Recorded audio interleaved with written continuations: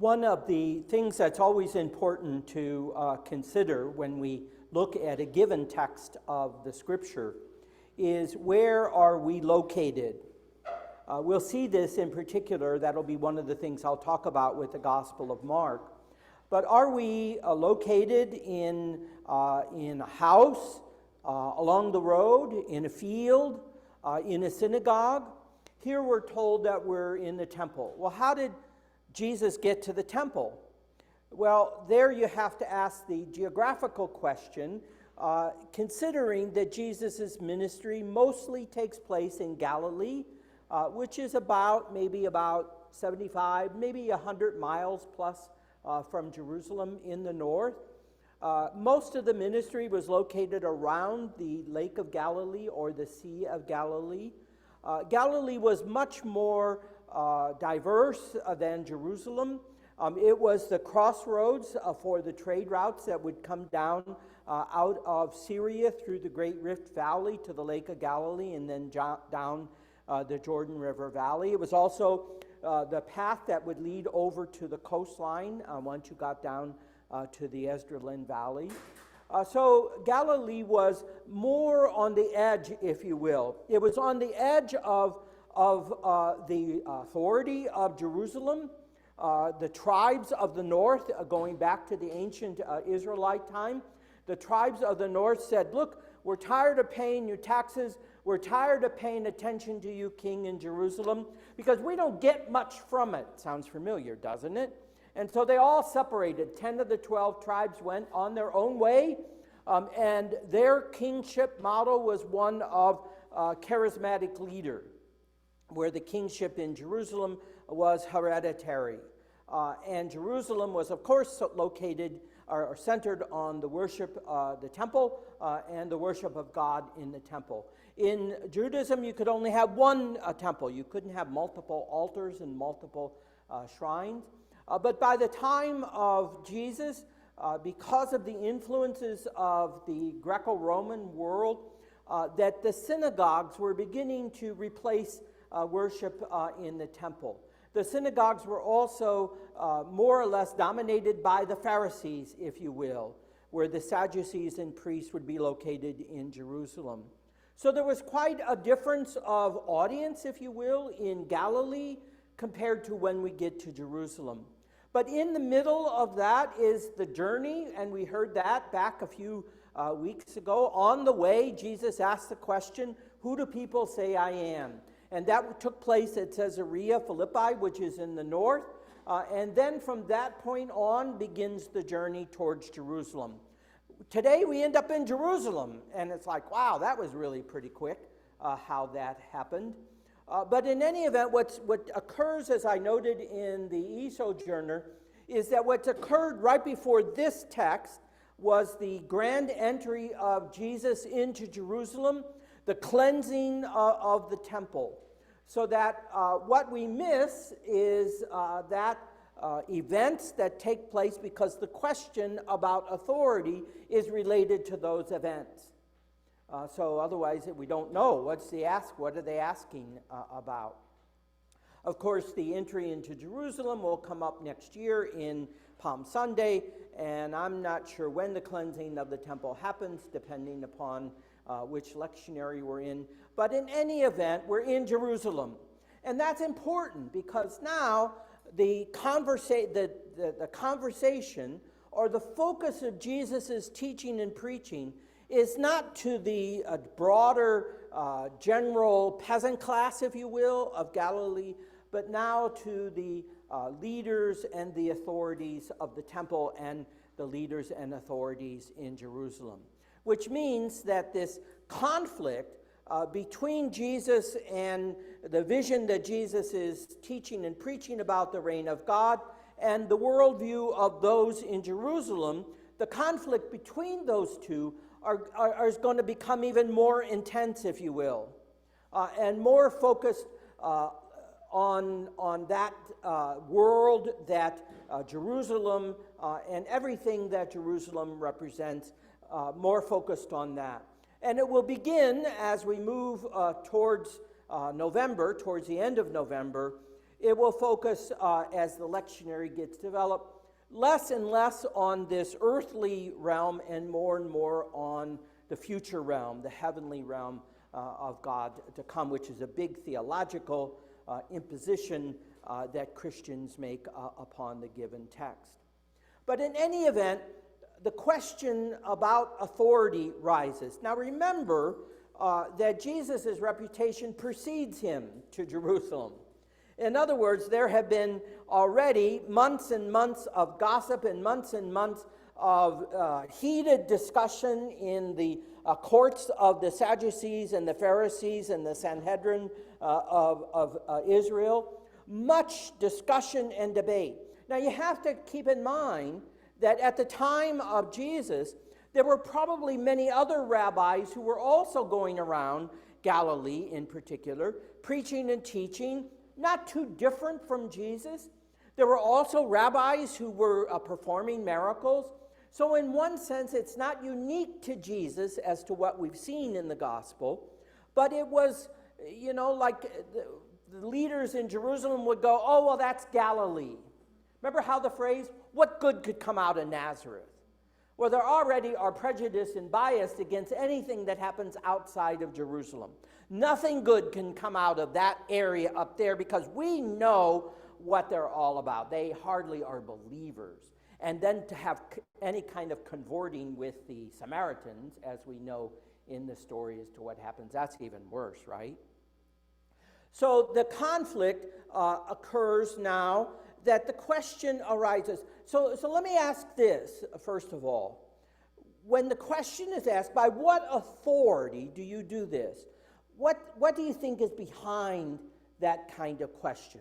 Or maybe, it's obvious from the text, but so who's asking that kind of question? By what authority do you do what you do? Anybody? By who's asking the question, or where is that question really coming from? What is it? It's from those who doubt? Okay, that could be one, yeah. From people with authority. Mostly from people with authority, huh?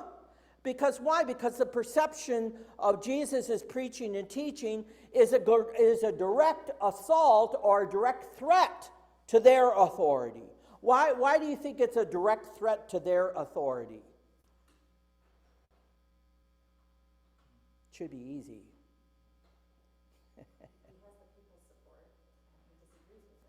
Well, one, it seems that he certainly has the people's support. That's embedded in this conversation, isn't it? If we say this, if we say that John's baptism was human, well, then the people are going to be all upset and they're going to riot against us because they believed in John, right? So there is the crowds for one. So which might mean what about them? They don't have that support, do they? They don't have the people's support compared to what Jesus' support seems to have. What else? Where else is that question coming from? He's not from there.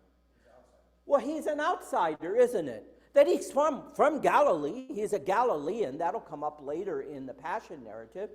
Which means what? We can't trust anything that he says because he has no authority, because he's an outsider. He's not of us. He's not one of us. And the question is usually coming, why would you even raise that kind of question? He's not one of us. He's an outsider. Why would you even be asking that? Because it's a threat to their authority, isn't it? I think I already said that. But it's a threat to their authority. So the debate and the question about authority. But let me ask this.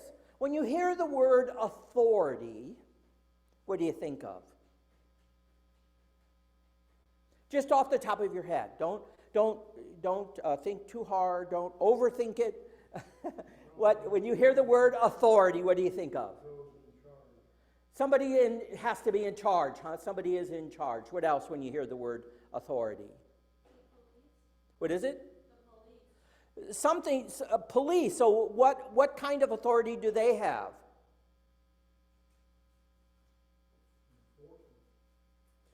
What do the police, huh? Physical power, huh? The police have physical power, physical authority. How do they get that authority? How do the police get that authority?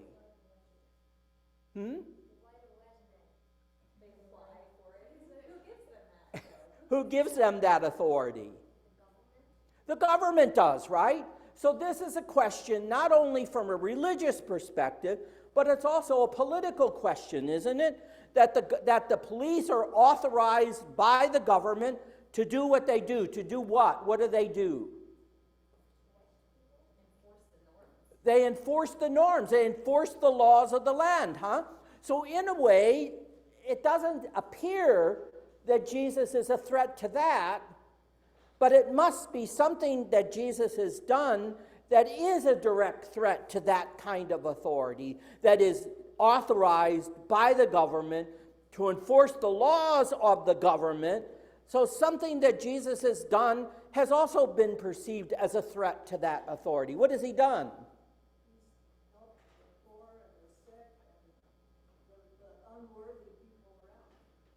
Every time, now remember that there's the separation of church and state is not yet developed in that world. And so the political authority, the political world, is very much meshed with the religious world. And so that the laws of religion, especially perhaps, not to overstate it, but perhaps the laws of purity and cleanliness, that in order to ensure that those who are going to the temple and the synagogue or who are engaged in the life of the community, that the religious law of purity gets enforced by the governmental law, because if you don't have that governmental law, who's going to pay attention to it, right? And so if you break the religious law, it comes with a penalty from the government, that you are going to have this done to you. Now, there are plenty of examples in Jesus' life where that's exactly what he does, right? He touches women. He talks with women. He crosses the boundary when he touches lepers. For God's sake, that's not just a religious miracle that's happening, but it's a direct threat and a direct assault to all of that structure of religious belief, but also all of that structure of political reality that's built in to support that religious belief. So it's no wonder that when Jesus gets to the temple in Jerusalem, it's like, what are you doing here? Now think about it for a moment. If Jesus is in the center of power, it might be like January 6th all over again, right? He's in the center of power, and they're worried as to what's going to happen to their power, their political power, their religious power, their ability to enforce certain moral standards and certain moral realities, right?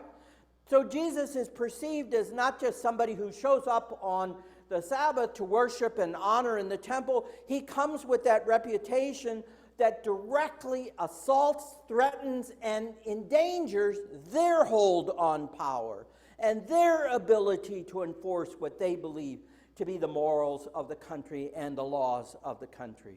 It's a direct assault. Now, I've overstated it because that isn't exactly how the story is told, but you can kind of guess, isn't it? You can kind of supply that something's going on here that's much deeper and much bigger than what it seems to be. So let me ask this then, that the question is put back. I love it. Don't you just love how Jesus throws it back to them? You ask me a question, I'm going to ask you a question. It's no wonder somewhere else in the gospel, I think in the Gospel of John, they asked Jesus a question, and 3 chapters later he ends his answer. And the statement in the gospel at that time says, and they had no courage to ask him any more questions. Well, of course not. For God's sake, he went on 3 chapters giving us an answer, and we just wanted a simple answer, that's all. And you give us this theological, philosophical, oh my God, it's just like sometimes students, that's probably why you don't want to answer any of my questions, because my God, he's going to go on forever telling us what it is. So in this conversation, notice he already places doubt in them, doesn't he? They've wanted to place doubt in him for the audience around him, but he places doubt in them. A great trick, isn't it? It's a great way to deflect the weight or to deflect the attempt to put Jesus off or to get Jesus off balance. And he says, well, let me ask you, what about John? Well, we haven't heard about John in a long time in the gospel. And it's hard to tell historically just how big a figure John was. Obviously, within the communities of Jesus, John was a very important figure. Although, at least maybe 50 years ago, there was still actually a community in Baghdad that still were followers of John the Baptist. So it's real interesting that there was still a group of people following John the Baptist up until maybe 50 or 100 years ago. So notice, it's a question about, was John's baptism from God or was it human? Now remember, within the Jewish tradition, there was already what was called the mikvah. And the mikvah was the ritual bath that Jews had to do periodically. Women in particular, after their menstrual cycle, had to go to the mikvah. But if for whatever reason you had become unclean according to the ritual and the laws, that you had to go bathe in the mikvah in order to purify yourself. So there was already a ritual within Judaism of being washed or being cleansed or going into the water and coming up out of the water. And many people say that that's the origin of Christian baptism. So something about this washing, and if you remember how John's message was, unless you are born through this water, unless you have the forgiveness of sins, you won't be able then to embrace and accept this new way of life, this new vision. At least that's part of what's said. I love it at the end, it says, and they didn't have an answer. They couldn't answer. Why? Because they realized they were caught in one of those strange things. If we say this, we get into trouble. If we say this, we get into trouble. So it's best just to keep quiet, which is kind of funny. That doesn't solve it. But I want to ask you this. We've talked about, or I've talked about, authority as being a legal authority, supported by a political vision and a political regime, a religious authority that has to do with the morals and laws of the community of Judaism. But let me ask you this, perhaps the question, by what authority? That they're asking not just a political and a religious question, but there's something about Jesus that I think we can ask this question about. What actual authority does Jesus have? What actual authority, not taking it out of this conversation, what actual authority does Jesus have? Now, what's the first Christian response to that? What authority does Jesus have? Is that, well, from the Christian point of view, right? You're right. He's the Son of God. Of course he has this authority. And that could be one level of the gospel. He has authority because he's the Son of God. And so that's how he did all of those miracles. Every time that he touched the eyes of a blind person, every time that he lifted a leper up and cured them, every time that he did what he did all of that because he was the Son of God and therefore had the power to do it. Remember the story of crossing the lake? He had the power even to overcome nature itself and just calm the storm on the lake. He had that kind of authority because it was based in his divinity, in his power of being God. And that's certainly one level of responding to the question, the authority of Jesus. But here's something interesting. The word in Greek for authority, and here's your $100 theological word for the day, all right? The word in the text in Greek is not how we hear authority. The word in the text is exousia. Exousia. Well, that's not a common word in our language, right? You can kind of get that something ex ousia. So it's two words. Ex means out of, or it's even in English how we use the word ex, right? EX, that it has to do with taking something out of, ex. But ousia is more difficult. And it's interesting that that's the word in the text. Well, ousia, and by the way, a little sidelight, this will be a word that for the next 700 years in the life of the Christian community, they will argue over, fight over, excommunicate others over. They will totally misrepresent it. And in those 700 years, at least 4 different Christian communities will develop out of it because they could not come to an agreement on what ousia meant when applied to Jesus. And the word later in Christian tradition that comes to be used with reference to Jesus is homoousia. And homoousia means, and how we interpret it in the West is, that Jesus was one person with 2 natures. So he had the ousia of God and the ousia of humanity. So that he was both divine and human in one person. That's how the whole Western tradition and even the Eastern tradition of the Trinity gets developed. So the word in the text is out of ousia, out of his essence and his being. So that if you look at Jesus, do you think we would immediately recognize that he was divine? Is there anything about Jesus that would necessarily push us to recognize and accept him as divine? Be honest. No, nothing. There is nothing at all, if we were to see Jesus, that would immediately, that we would bow down and worship, because we would immediately recognize as the Son of God. Or, as I like to sometimes say, that we would immediately recognize him as the second person of the Blessed Trinity. Like anybody in Jesus' day would ever do that, right? No, we would recognize him as a human person. One like us. Even the formulation in Christian tradition is, one like us in all things but sin is the traditional formula. That he looked like us in all things except sin. Remember when that question was asked back in Galilee, who do people say I am?